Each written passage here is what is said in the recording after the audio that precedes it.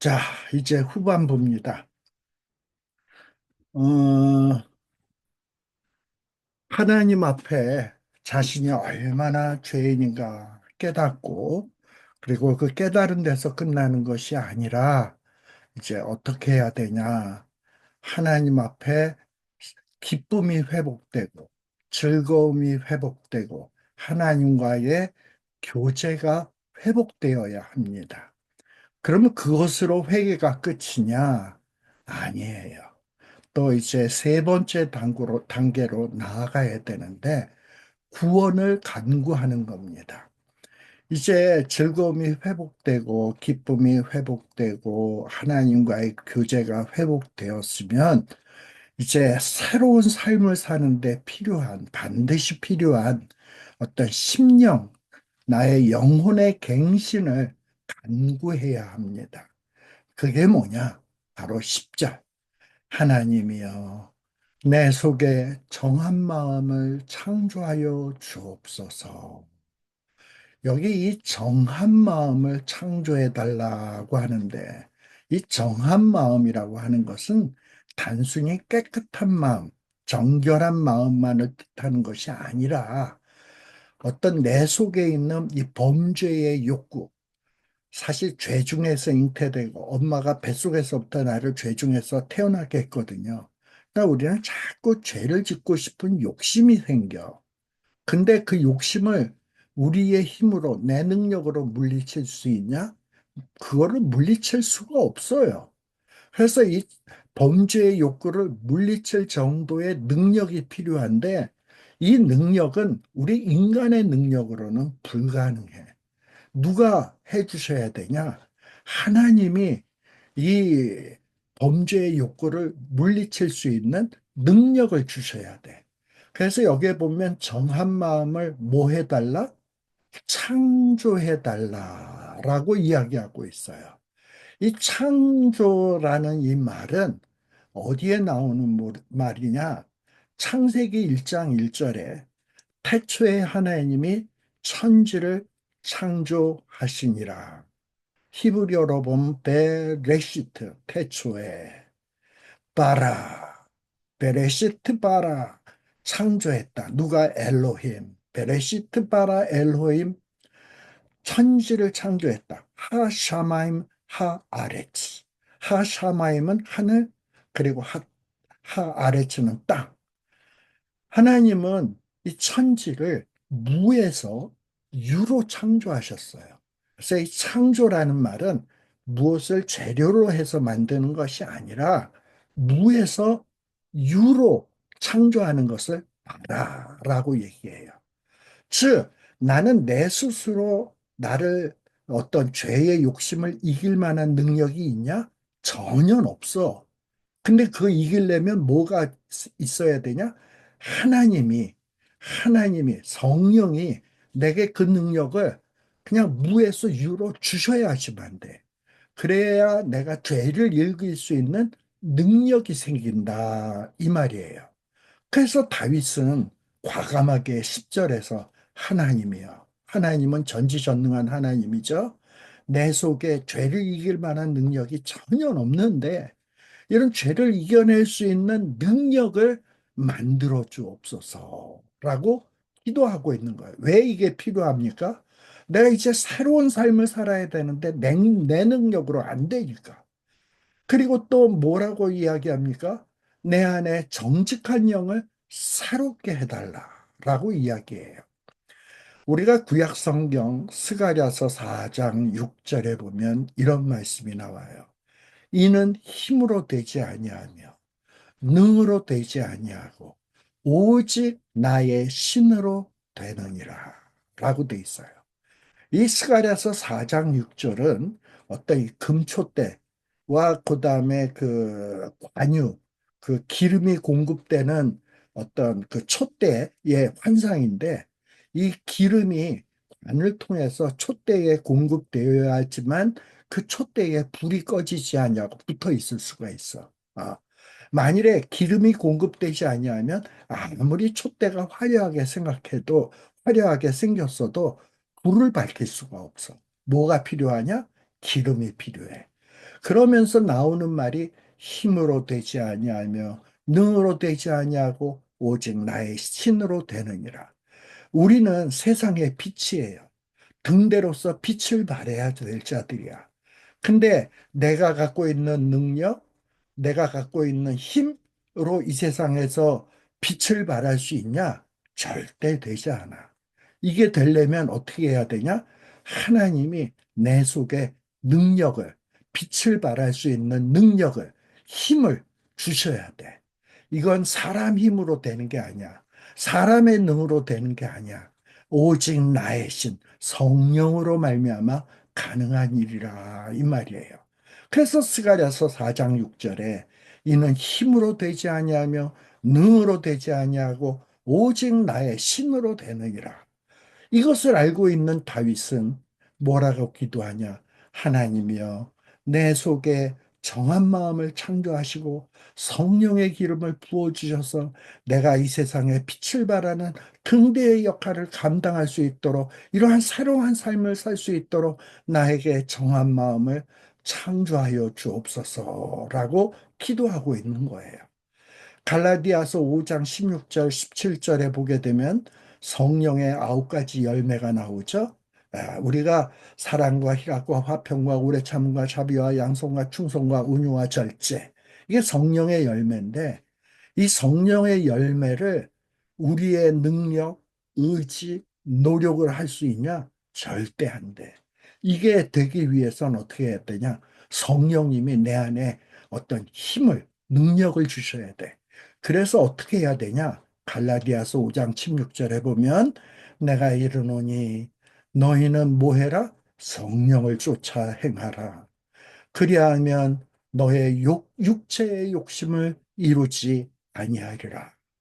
육체의 소욕은 성령을 거스리고 성령의 소욕은 육체를 거스리나니 이 둘이 서로 대적함으로 너희의 원하는 것을 하지 못하게 하려 함이니라. 우리는 날마다 우리 속에 성령의 소욕이 있고 육체의 소욕이 있는데 자꾸 육체의 소욕으로 빠져들어가죠. 근데 이 육체의 소욕은 뭐 어떻게 해달라? 문질러서 없애주시고 잘근잘근 밟아서 그냥 때를 쫙 빼주시고 그리고 정결하게 찌꺼기들을 다 제해주셔서 그리고 오로지 성령의 소욕만 나에게 부어주셔서 나로 하여금 그 성령으로 이 세상을 살아갈 때 정말 빛된 삶을 살 수 있도록 주님 나에게 정한 마음을 창조해 주옵소서 이런 간절한 기도가 필요하다 이 말이에요. 이 기도로까지 나아가는 것이 회개다. 그리고 내 안에 정직한 영이 회복되어지는 것이 회개다. 우리가 그동안에 회개 기도를 하면서 이러한 단계까지 나아갔는가 하는 것도 한번 검토해 볼 필요가 있습니다. 그리고 여기 정직한 영을 사롭게 해달라 그랬는데 이 정직한 영이란 히브리어로 루하라는 말은 영이에요. 그리고 정직한이라는 말은 나콘이라는 말이에요. 그래서 이 정직한 영은 뭐냐면 하나님이 기뻐하시는 행동을 하게끔 하는 심령. 회개한 사람은요, 자꾸 하나님이 이제 기뻐하는 것을 하고 싶어져. 근데 그런 마음은 누가 주시는 거다? 하나님이 나에게 주셔야지 돼. 아, 그래서 다윗은 정말 이런 마음이 내가 있었으면 좋겠다 생각해서 하나님 나에게 정말 그 뭐라고 얘기했습니까? 앞에 창조하시고 그리고 나에게 정직한 영을 하나님을 기뻐하게 하는 그런 행동을 하도록 하는 그거를 즐거워하는 이런 마음을 나에게 새롭게 갱신되게 해 주옵소서라고 기도하는 거예요. 그리고 또 뭐라고 기도하는 것이 회개냐? 나를 주 앞에서 쫓아내지 마시며 주의 성령을 내게서 거두지 마옵소서. 즉 뭐냐? 하나님의 면전에서 사는 것을 소망하는 거예요. 주의 임재 속에서 살기를 원하는 거야. 하나님의 임재를 경험하면서 살기를 원하는 거야. 이전에는 하나님이 외면한 거에 대해서 별로 뭐 그렇게 불편함을 못 느꼈는데, 아니, 오히려 편하게 생각했을 수도 있어요. 사실 우리가 죄 지을 때 누가 나를 이렇게 많이 보고 있으면 쉽게 죄 지을 수 있어요? 못 하잖아. 불편해서. 어. 근데 안 보면 편하게 죄 짓잖아. 그래서 주의 면전에 있는 것이 죄 짓는 사람은 참 불편해. 어. 그런데 이 새롭게 되어진 사람은 뭐냐면 하나님이 나를 안 보면 불안해. 여러분, 우리 어렸을 때 그 엄마가 나를 이렇게 보지 않으면 막 불안해지죠. 애들을 가만 보면요. 엄마가 이렇게 지켜보고 있으면 막 놀아, 혼자서도. 그러다가 가끔씩 이렇게 고개를 돌려서 봐. 그러다가 엄마가 있으면, 엄마 여기 있구나. 그리고 또 놀아. 그러다가 막 놀다가 딱 봤는데 엄마가 없어. 그럼 걔는 놉니까? 계속해서? 어떡합니까? 엄마가 면전에서 사라지면, 으야! 하고 울잖아. 왜 그래? 엄마가 안 보면 불편한 거야. 바로 이런 마음이 있어야 진정으로 회개한 자가 되는 거예요. 하나님이 나를 안 보는 것 같으다. 하나님의 임재가 내게서 떠난 것 같으다. 그러면 막 불안해서 견딜 수가 없어야 돼. 그래서 정말 새로워진 사람은 하나님이 나를 보고 있을 때만이 편하고 하나님이 내 옆에 있어야지만 편한 거야. 이런 마음을 달라고 기도하는 것이 뭐냐? 나를 주 앞에서 쫓아내지 마시며 주의 성령을 내게서 거두지 마옵소서. 즉 주의 임재를 하나님 앞에 있는 것을 기쁨으로 여기겠다라는 거예요. 그리고 주의 성신을 내게서 거두지 말라. 즉 하나님의 성신이 떠나게 되면 성령이 떠나게 되면 불편한 거야. 이런 마음을 다윗은 왜 갖게 되었냐? 다윗은 자기의 그 장인이요, 자기의 그 전임 왕이었던 사울 왕의 모습을 보았어요.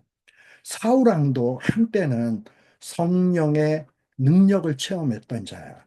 그래가지고 암몬 사람과 전투에서 큰 승리를 이루었던 자가 사울이었습니다. 그리고 이 사울은 성령에 충만할 때 겸손했었고 참 아주 훌륭한 왕의 모습을 갖추었었어요. 그런데 이 성령님이 떠나가고 악신이 지배하기 시작하다 보니까 이 사울이 얼마나 많이 취해졌는지 몰라. 이 사위를 놓고 질투하기 시작하고 질투에서 끝나는 것이 아니라 그 사위를 죽이려고 하고 정말 정말 그 별 볼 일 없는 왕으로 추락하는 모습을 다윗은 봤어요. 아, 성령이 떠나면 저렇게 사람이 취해지는구나. 성령이 떠나면 하나님이 저렇게 버리시면 저렇게 비참한 삶이 되는구나.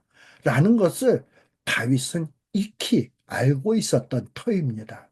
그래서 성령이 떠나는 것이 얼마나 비참하게 되는 것인지 잘 알고 있었던 다윗은 이 하나님 앞에 이런 기도를 하는 거죠. 사울처럼 하나님 나를 주 앞에서 쫓아내지 마세요. 주의 성령을 내게서 거두지 마세요.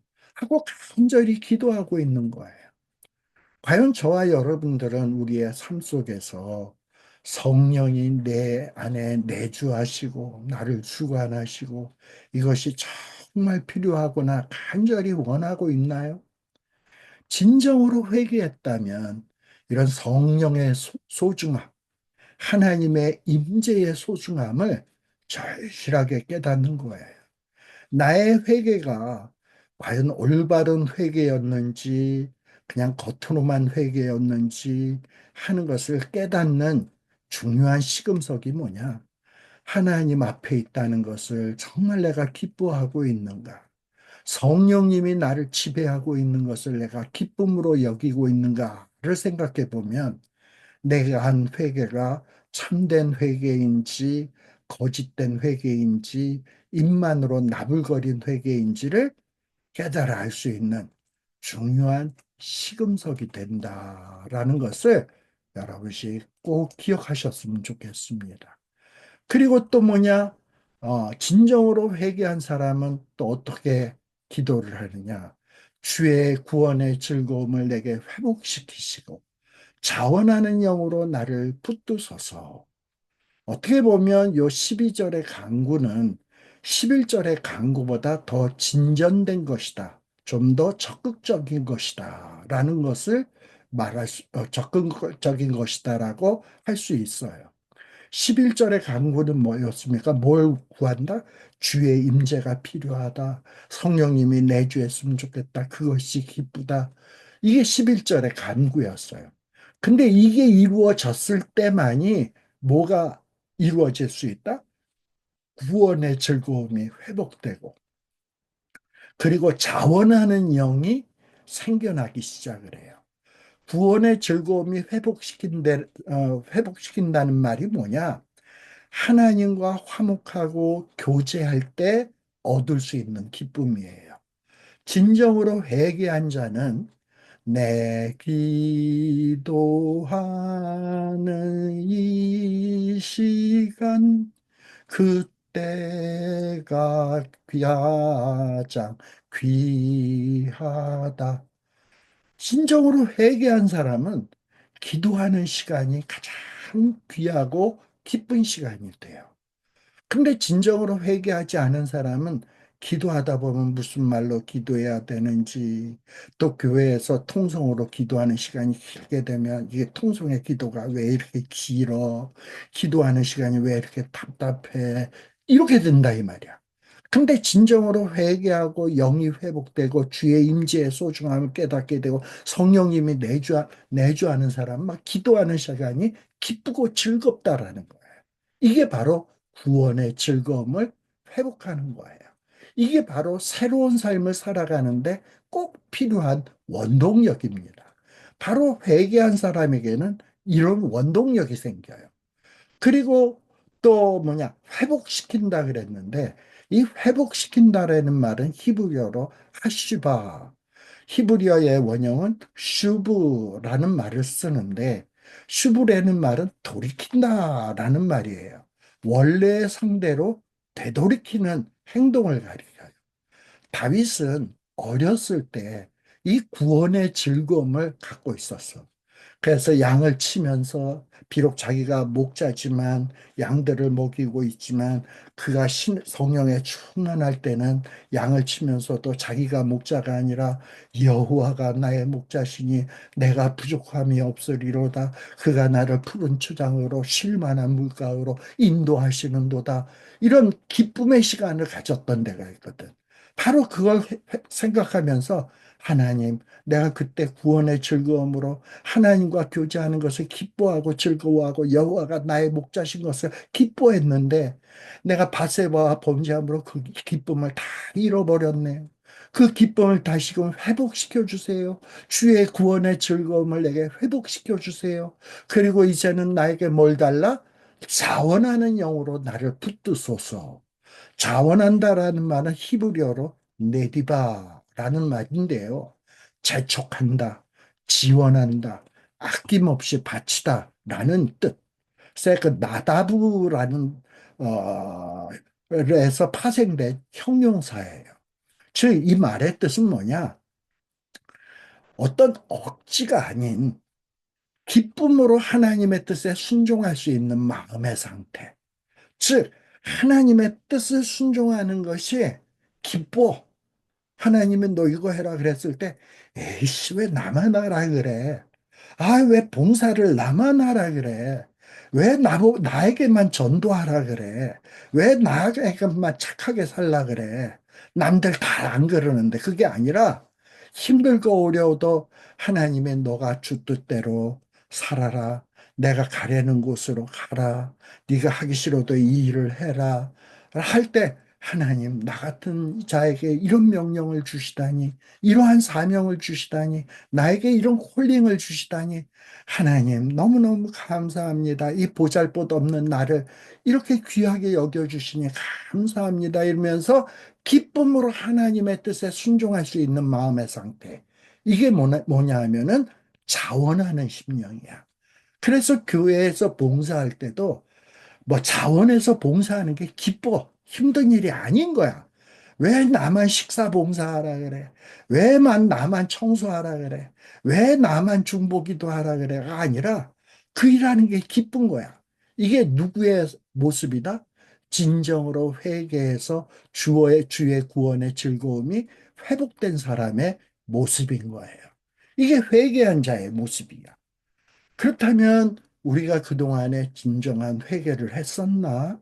내가 진정한 회개하고 주의 구원의 즐거움을 회복했나? 생각해 보면 내 회개가 올바른 회개였는지, 별 볼 일 없는 회개였는지 답이 나오겠죠. 그래서 이 다윗의 참회록을 잘 살펴보면 과연 내 심령이 회개에서 올바르게 회복되었나 하는 것을 살펴볼 수 있는 중요한 시금석이 된다라는 겁니다. 그리고 이렇게 구원의 즐거움이 회복되고 그리고 자원하는 심령이 되면 끝난 거냐? 이제 더 깊은 단계의 회개의 모습으로 나아가야 돼. 이 회개가 깊어진 사람의 모습으로 나아가야 돼. 그게 뭐냐? 13절에서 17절에 나오는 회복의 삶을 나아가야 돼. 즉, 회복의 삶이란 뭐냐? 하나님이 주신 율법, 즉, 율법이란 뭡니까? 삶의 방식이에요. 어떤 법이 아니라 율법이 가르치는 것은 우리가 하나님의 형상으로 지음받은 사람이 이 땅에서 어떻게 살아가야 되는지 삶의 방식을 가르치는 교훈이 율법이에요. 그리고 이런 율법의 내용을 나만 지키는 게 아니라 자원하는 마음으로 구원의 즐거움으로 나만 하는 게 아니라 이것을 다른 사람에게도 가르치는 거예요. 다른 죄인들에게도 가르쳐서 그들로 하여금 사죄하도록 하고 하나님의 은총을 받도록 인도하는 삶으로 나아가는 것이 진정한 회복된 삶이다. 그래서 다윗은 뭐라고 얘기합니까? 13절에 보면 그러하면 내가 주의 도를 범죄자에게 가르치니 죄인들이 주께로 돌아오리다. 다윗은 회개에서 주의 구원의 즐거움을 회복했어요. 마음에 자원하는 영이 생겼어요. 그런데 거기서 끝나지 아니하고 하나님, 내가 이렇게 회복되었으니 그러하면 원래 히브리 원문에는 그러하면이라는 단어가 나오질 않습니다. 그런데 영어 성경 NIV 같은 데 보면 then 이라는 말이 나와요. 그러하면 이라는 말을 삽입하고 있어요. 아마도 번역자가 이 앞뒤 문목에서 삽입한 내용인 것 같아. 자, 그래서 이 그러하면이라는 말의 뜻은 뭐냐?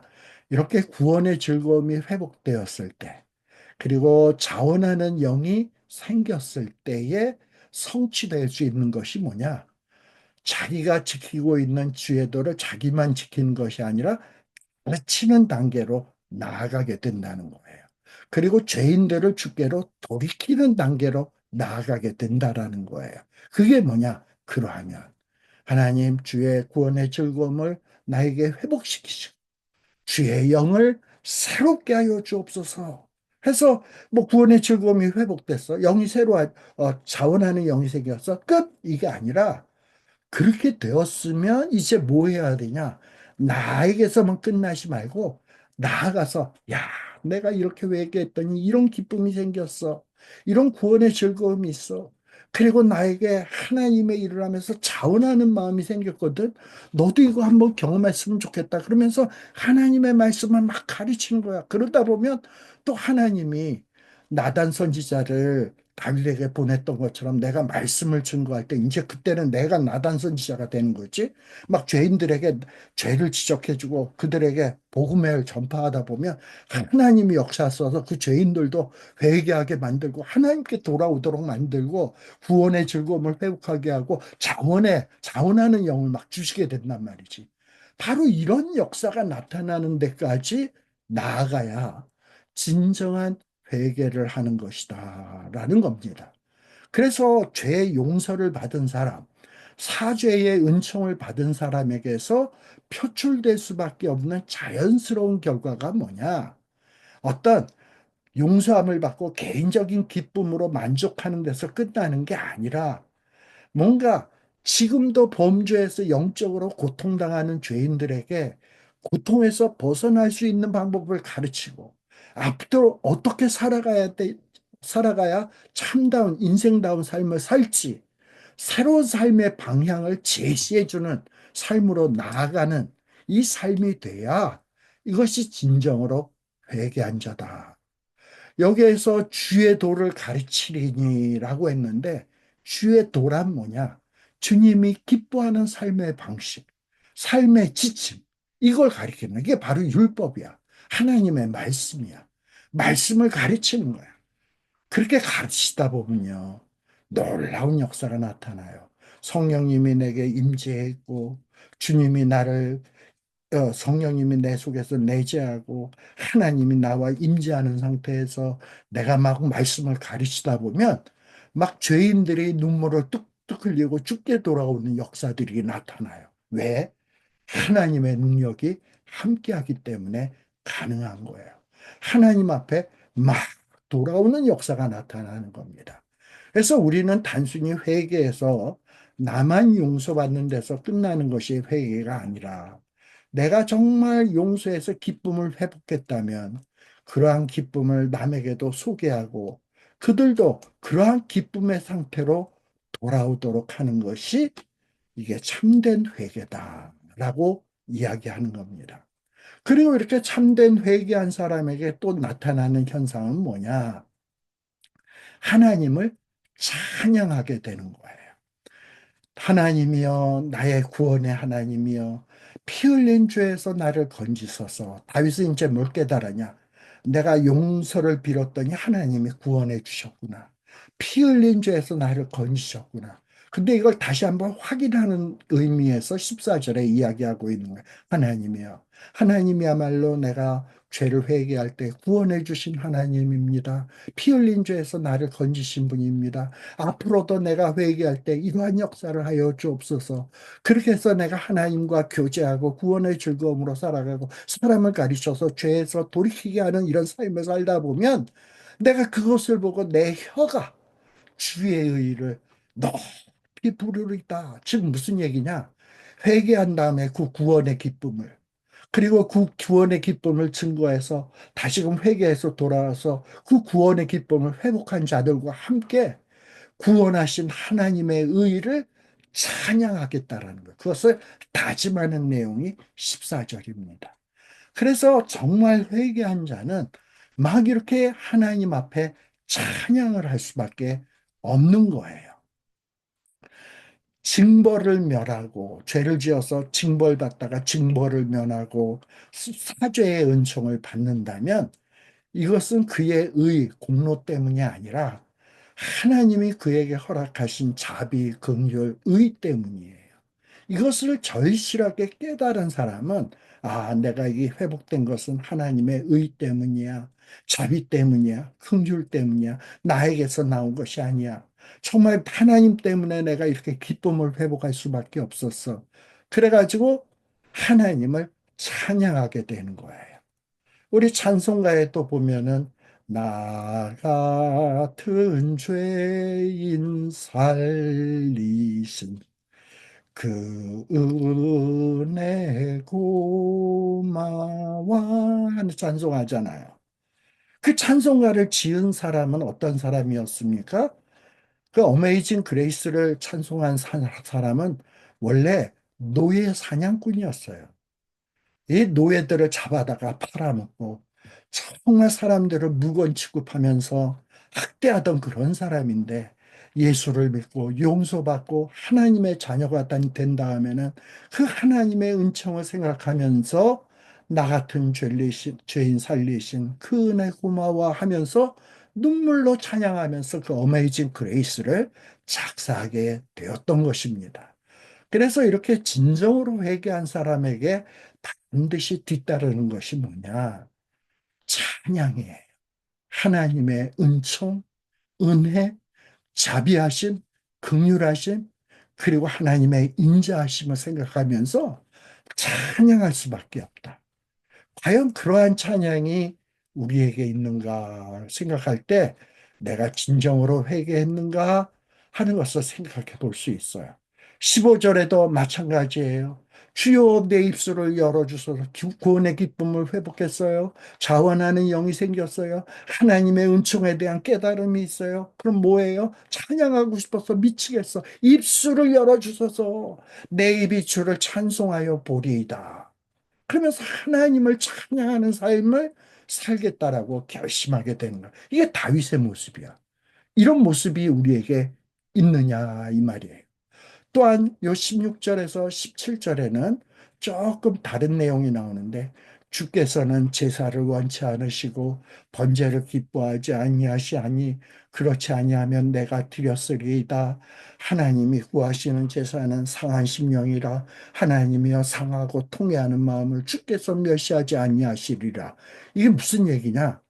하나님이 기뻐하는 것은 단순히 뭐 그냥 뭐 절기 때마다 안식일마다 그냥 짐승 잡아서 그냥 소 죽여가지고 피 흘려서 불에 태워서 휙 드리고, 하나님 나 제사 드렸어요? 번제 드렸어요? 나 복 주세요? 이거 하나님이 기뻐하지 않는다라는 거야. 만일에 이걸 기뻐한다면 천 번이고 만 번이고 다윗은 그런 제사 드렸다는 거야.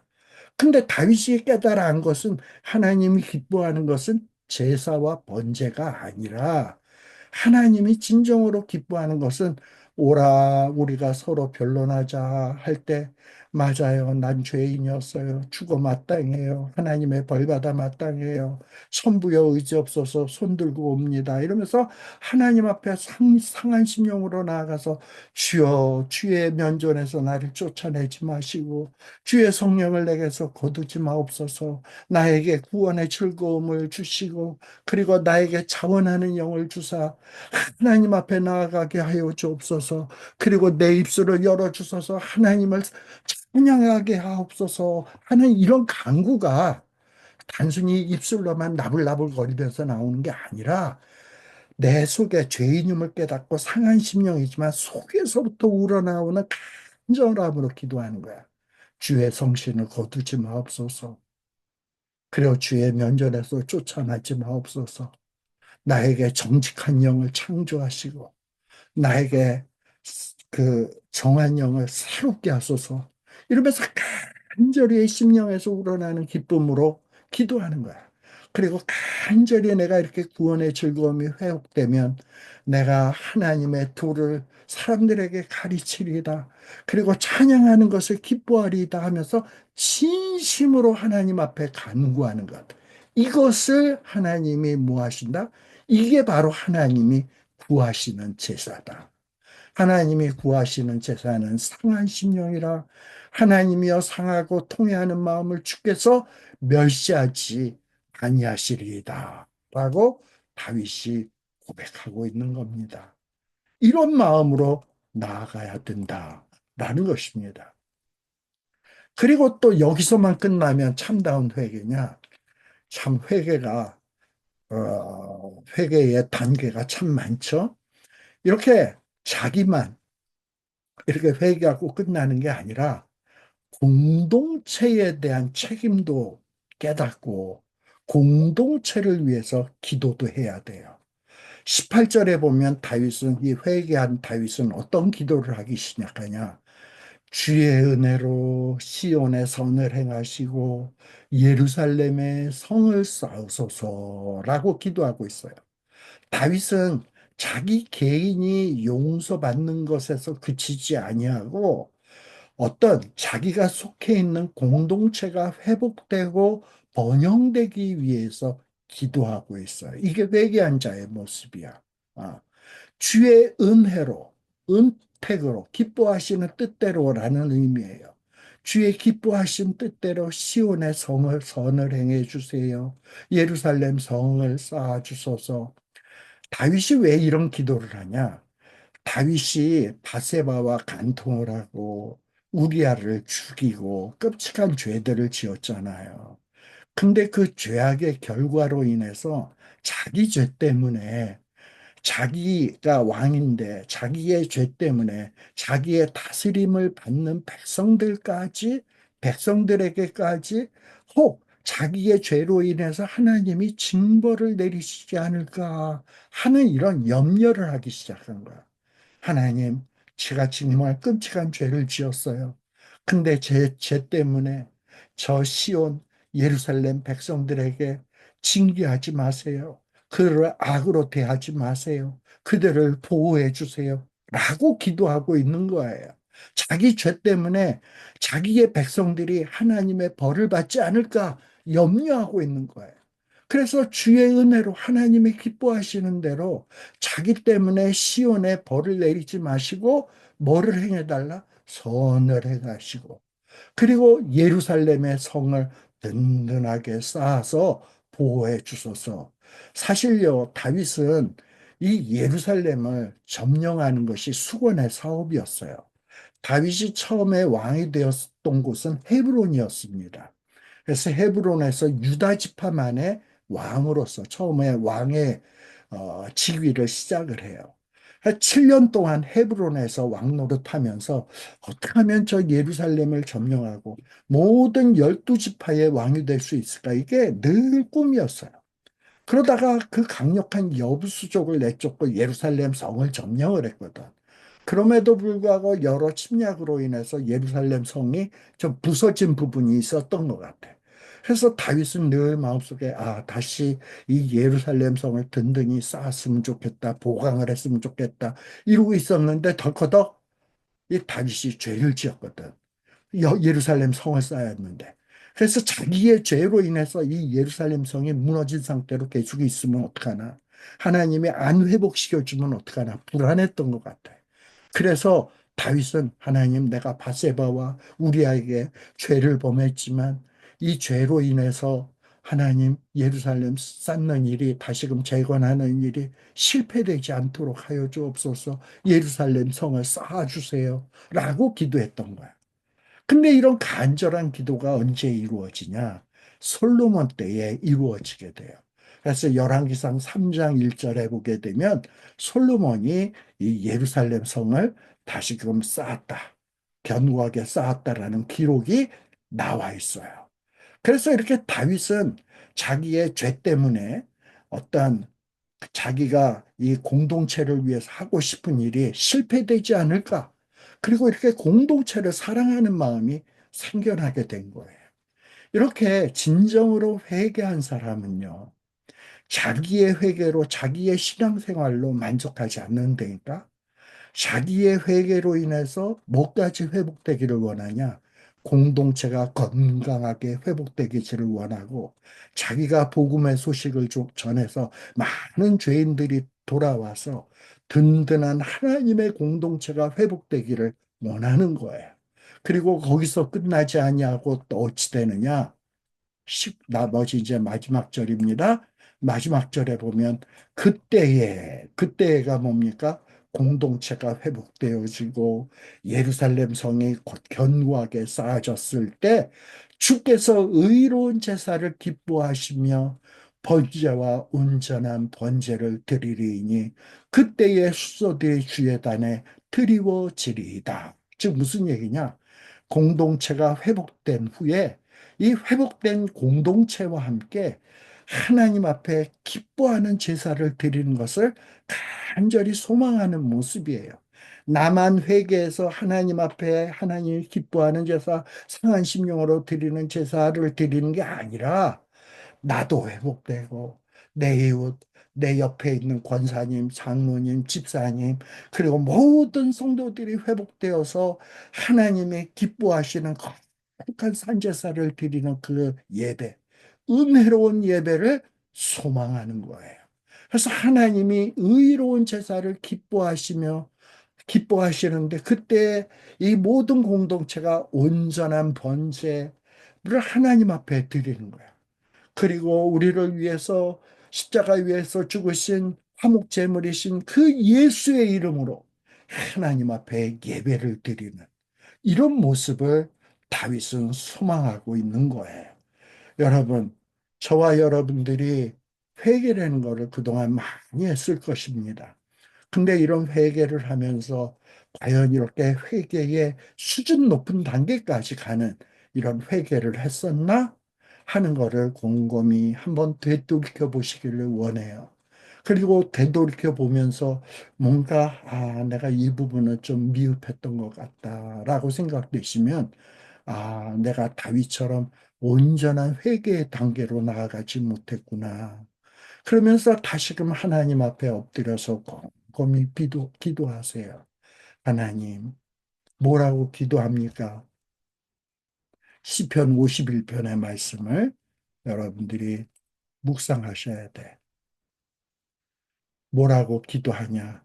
하나님, 어, 어, 하나님이여, 정말 주의 인자, 그리고 주의 자비, 그 다음에 주의 긍휼이 필요합니다.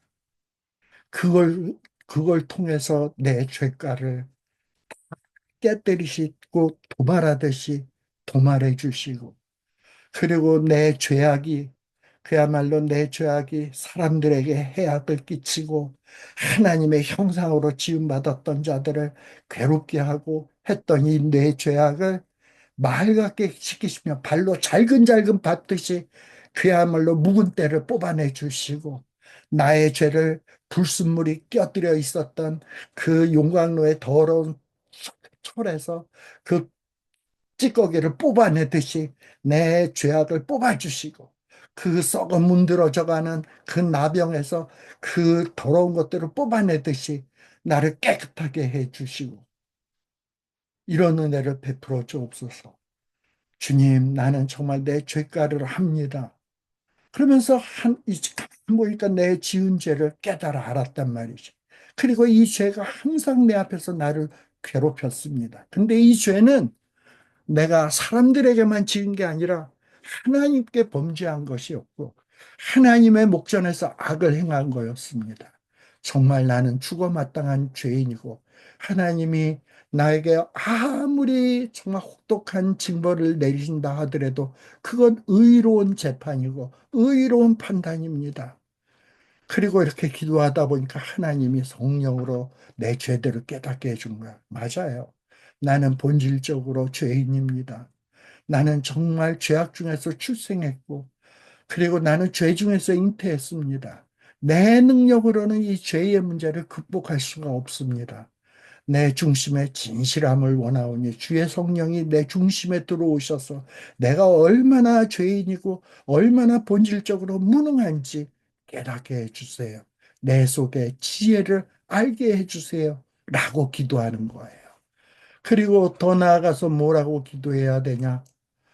우슬처럼 내 능력으로는 안 되니까 그리스도의 보혈의 피로 우슬처럼 푹 적셔서 나를 정결케 해주세요. 그래야 내가 정할 수가 있습니다. 그 주님의 보혈로 나를 잘근잘근 씻어서 나를 좀 빨아주세요. 그래야 내가 먹보다도 내 검은 이 내 죄가 눈보다도 희게 될 겁니다. 하나님, 그리고 내 죄 문제를 용서해 주는 데서 끝나지 말고 나로 하여금 즐거움을 회복하게 해주시고 기쁨을 회복시켜 주시고 주께서 꺾으신 그 뼈, 그 고통의 문제를 해결해서 즐거움이 넘쳐나게 해 주옵소서. 그리고 이제 주의 얼굴을 외면하지 마시고 내게 임재하여 주시고 내 모든 죄악을 잘근잘근 도말해 주소서.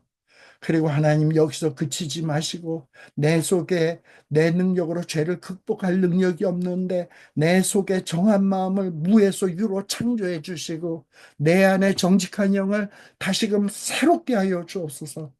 하나님 앞에 자원해서 봉사하는 것을 기뻐하는 이런 마음을 주옵소서. 그리고 나를 주 앞에서 쫓아내지 마시고 사울처럼 주의 성신을 내게서 거두지 마옵소서. 주의 즐거움을 회복시키시고 나에게 자원하는 심령을 주사 나를 붙들어 주소서. 이렇게 되면 내가 범죄자들에게 주의 도를 가르치겠습니다. 말씀을 가르치겠습니다. 죄인들을 주께로 돌이키겠습니다. 하나님이여, 나의 구원의 하나님이여. 이런 피 흘린 죄에서 나를 건지셔서 나로 찬양하게 하여 주옵소서. 내 입술을 열어 주소서. 내 입이 주를 찬송하여 전파하겠습니다. 그리고 하나님이 기뻐하는 것은 형식적인 제사, 그냥 주일날 시계추처럼 왔다 갔다 하는 제사를 즐거워하는 것이 아닙니다. 하나님이 원하시는 것은 번제가 아니라 진심으로 내 마음속에서 우러나는 참 회개, 거기에서 비롯되는 기쁨, 즐거움, 자원하는 심령, 이 중심에서 우러나오는 이런 진실된 마음을 하나님이 기뻐하십니다. 이런 마음을 주세요. 그리고 이러한 마음을 저에게만 주시지 마시고, 우리 시온의 공동체에 주시고, 이 시온의 내 죄로 인해서 이들에게 징계하지 마시고, 이들에게 선을 행하시고, 이 공동체를 든든하게 하여 주셔서, 이 공동체의 구성원들과 함께 날마다 하나님이 기뻐하는 제사를 드리게 하여 주옵소서.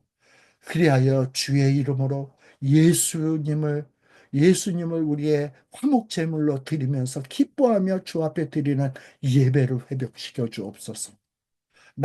이렇게 나아가는 것이, 이것이 다윗의 참회의 기도고 참회의 회개이시다라는 것을 여러분들이 기억해 주세요. 마지막으로 제가 아까 중간에 이 시편 51편은 시편 52편과 밀접한 관련이 있다 했습니다. 시편 51편은 다윗의 시예요. 다윗은 어떤 사람이냐? 하나님의 마음에 합한 자예요. 정말 간음을 행하고 살인을 행하고 끔찍한 죄를 지었던 자지만, 이 다윗의 참으로 아름다운 모습은 뭐냐? 비록 죄인이지만 늘 하나님을 의식했고, 죄인이지만 하나님 앞에 나아가고, 하나님 앞에 진심 어린 회개를 했던 자야. 그의 마음속에는 늘 하나님을 의식했던 자입니다. 그러나 시편 51편에 나온 52편에 나오는 도액이라고 하는 자는 어떤 자냐? 사울의 목자장이 도액입니다.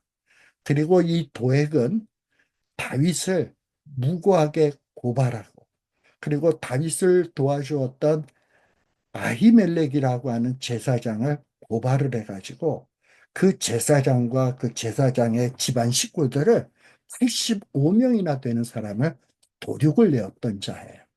왜 도액은 이런 끔찍한 죄를 지었냐? 이 자는 오로지 관심이 어디 있냐? 하나님에게 관심이 있는 게 아니라 사울의 목자장으로서, 사울의 목자장으로서 사울의 굉장히 신임을 받는 이런 신하였습니다. 당시 유다 나라는, 이스라엘 나라는 유목민이에요. 이 목축업이 주된 사업이야. 그래서 이 목축업이 이 이스라엘 나라의 이 경제의 중심이었거든요. 특별히 이 사울이라고 하는 자는, 사울 왕은, 그가 왕이 되기 전에 그 아버지 기스의 아들 사울이라고 되어 있잖아요. 기스라고 하는 아버지가 사울에게 뭐라고 얘기했냐? 야, 내가 기르던 나귀를 잃어버렸다. 근데 이 나귀를 찾아야 되겠는데 네가 가서 좀 찾아와라. 라고 했을 때 이 사울이 아버지에게, 아니, 아버지가 잃어버리셨는데 왜 내가 가서 찾습니까? 본인이 찾으셔야죠. 이러지 아니하고 사울은 아버지의 말을 순종해서 나아가서 하루 종일 돌아다니면서 이곳저곳 다니면서 이 아버지가 잃어버린 그 가축을 찾으러 돌아다녔던 자야. 그만큼 이 가축의 소중함을 절실하게 깨닫고 있던 자가 사울입니다. 근데 이 사울이 자기가 재산으로 삼고 있는 그 양떼들 또는 나귀, 소, 이런 가축들, 이 가축들을 다스리는 목자장을 아무나 세웠겠습니까? 이 도액이라고 하는 사람이 사울의 목자장인데 자기가 가장 신임하는 자에게 그 목자장을 시켰을 거란 말이지. 그러니까 이 도액이라는 자는 사울 왕의 특별한 그 뭡니까? 은총을 받고, 그리고 사울의 은총으로 말미암아 굉장한 권력을 누리던 자였어요. 그랬는데 갑자기 유대 나라에 새로운 사람이 막 떠오르기 시작하는데, 그게 누구냐? 다윗이야. 골리앗을 때려 눕히고, 그리고 사람들이 사울은 천천히요, 다윗은 만만, 막 이러고 얘기를 한단 말이지. 아, 그러다 보니까는, 야, 이거 왕권이 저 다윗에게 넘어가겠네. 그러다 보면 이거 나는 낙동강 우리알 되겠네. 그래서 도액은 권력을 뺏기지 않기 위해서, 자기의 부귀영화를 뺏기지 않기 위해서 다윗을 모함하고 다윗을 도와주었던 아히멜렉을 모함해서 그들을 도륙한 자가 도액입니다. 다시 말하면 도액의 유일한 관심은 뭐냐? 하나님이 아니야. 자기가 갖고 있는 권력, 재물, 그리고 자기가 갖고 있는 권세, 이걸 놓치지 않기 위해서 정말 권모술수를 썼던 자가 누구냐면 바로 도액입니다. 그의 마음에 하나님은 없어. 오로지 돈과 권력, 왕의 은총, 왕의 비호, 여기에 관심이 있던 자야. 반면에 다윗은 어떠하냐? 그의 관심은 오로지 주의 임재, 주의 성령, 하나님의 회복시키시는 구원의 즐거움, 하나님과 함께하는 기쁨, 하나님을 향하여 정말 하나님이 기뻐하시는 일을 하는 것, 비록 죄인이지만 다윗은 여기에 관심이 있었어요. 근데 다윗이 인생을 다 살아보고 자기가 회개했던 때를 생각해보고 또 반면에 그 이전에 자기 회개하기 이전에 자기가 어린 시절 때 사울을 피해서 도망 다닐 때 도회이라고 하는 사람을 생각하면서 진정으로 사람이 따라야 될 교훈이 뭐지? 하면서 생각해 봤을 때, 무조건 하나님의 인자, 긍휼, 자비를 의지하는 것이 이게 인생의 가장 귀한 일이로구나. 정말 도액처럼 권력 따라다니고, 돈 따라다니고, 권세 따라다니고, 그것을 위해서라면 권모술수, 속임수 쓰는 것이 이것이 인생에 성공하는 길이 아니구나. 내가 이것을 자녀들에게 정말 교훈으로 가르쳐야 되겠다. 그래서 시편 52편에 보면 어떻게 시작되느냐? 다윗의 마스길, 즉 마스길이란 뭐냐? 다윗의 교훈이라는 말이에요. 그래서 우리가 다음 주일에는 이 다윗의 마스길로 되어 있는 시편 52편, 53편, 54편, 55편 다 다윗의 마스길로 나와요. 그래서 다음 주에 오실 때 여러분들이 이 시편들을 예습하고 오셨으면 좋겠다라는 말씀을 드려봅니다. 그리고 예습을 할 때 제가 지금 말씀드린 것을 염두에다 두면서 다윗과 도액이 어떻게 차이가 나지? 시편 53편에 나오는 이 시편은 옛날에 시편 14편에서 읽었던 시편이랑 똑같은데 근데 이 시편 53편의 내용은 뭐냐? 다윗의 마스길 해놓고 1절서부터 뭐라고 나오냐? 어리석은 자는 그 마음에 이르기를 하나님이 없다 하도다. 시편 14편의 내용과 거의 내용이 똑같아요. 뭐가 어리석은 자다?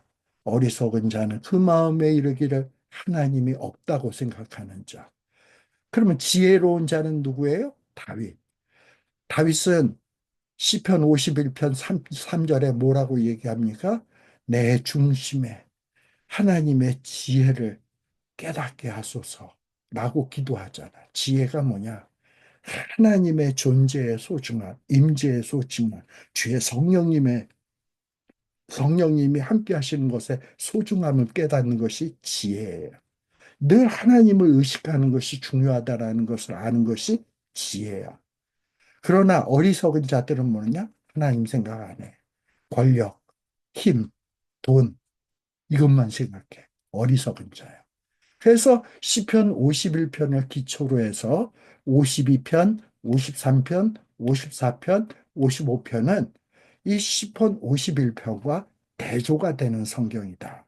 그리고 대조하면서 다윗이 교훈을 주고 있는 시편이다. 라고 생각하시면서 다음 주에 여러분들이 복습하시고 우리가 함께 이 시편 52, 53, 54, 55편의 말씀들을 통해서 은혜 받기를 소원합니다.